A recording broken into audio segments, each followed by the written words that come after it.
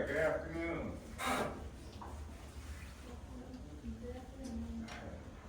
How was the weekend? Good. What do you think of the Super Bowl? Who had the Eagles? Who had the Chiefs? I'm sure some people had the Chiefs, they just don't want to say so because their team lost. What do you think of Kendrick Lamar's performance? Hey, that. You liked it? Anybody didn't like it?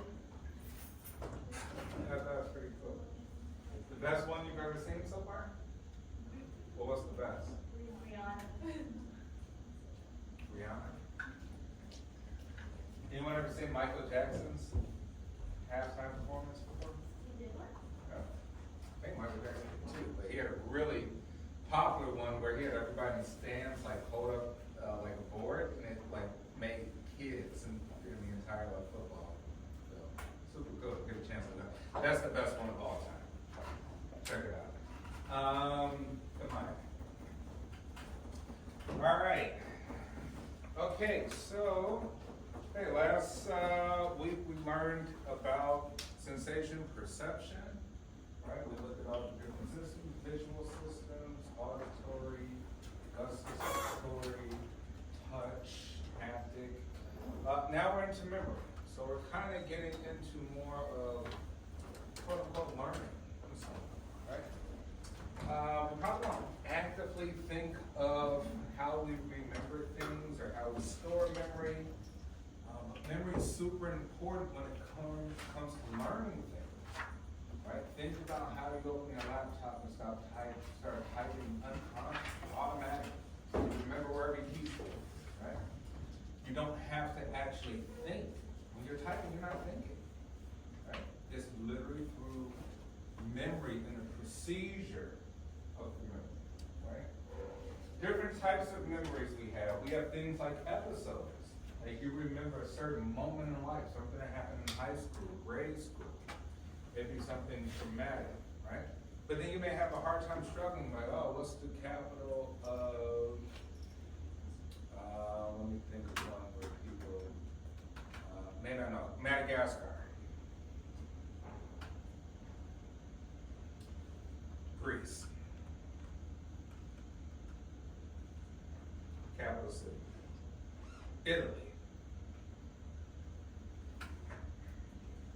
France. Yeah, we got one person.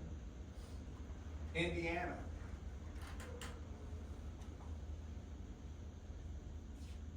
Nor. That's not a good sign. All right. Illinois. There you go. All right. Okay, right. But think of like, hey, we may struggle. You may actually know the capital city of Indiana. You just need time. You can't recall it. You recognize it, like, yeah, that's it. Right? But you can't recall it. So you're like, hey, there's a different process to memory. Sometimes people are really good at recalling. Some people have great eidetic memory, right? Which means that, hey, you thought that they were a genius in school. Like, not really. They're not really that great at maybe solving problems, figuring out things, but they're excellent at memorizing things better than others. So they do, maybe they can read a book and remember everything in the book. They can't normally kind of solve math problems, stuff like that, but they can remember, they can kind of picture it, right? Picture what's being asked.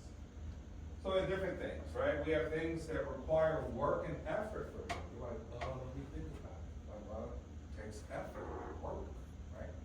Which we'll talk about. And then there's things that are automatic, right? Automatically remember requires no effort.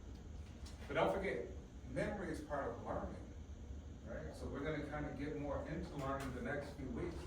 Like, how do we actually learn? Right? In psychology, we don't technically describe it as learning anything. We describe it as conditioning. Meaning that in some way we operate on a program. We're all different programs based on our nurturing, right? And a little bit of our nature as well, too. So yeah, your generation is operating on a different program than my generation.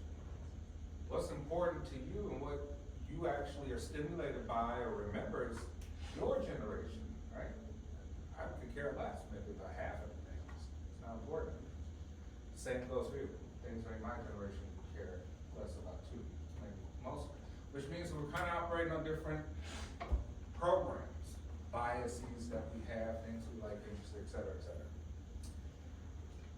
So we'll look at a few things, right? Some level of analysis, three-stage model of memory, models of knowledge representation, imperfect but improvable memory in the brain, and then once again looking back, looking forward. So memory by definition in the textbook is the capacity to retain knowledge, the capacity to retain information, right?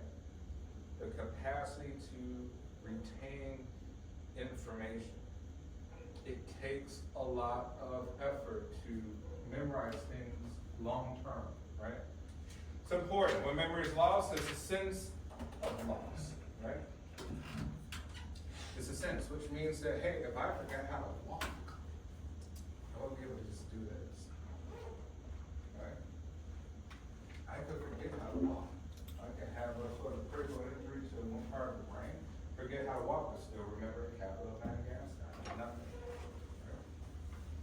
Memory is needed by individuals and by whole societies, right? We operate on the process of memory.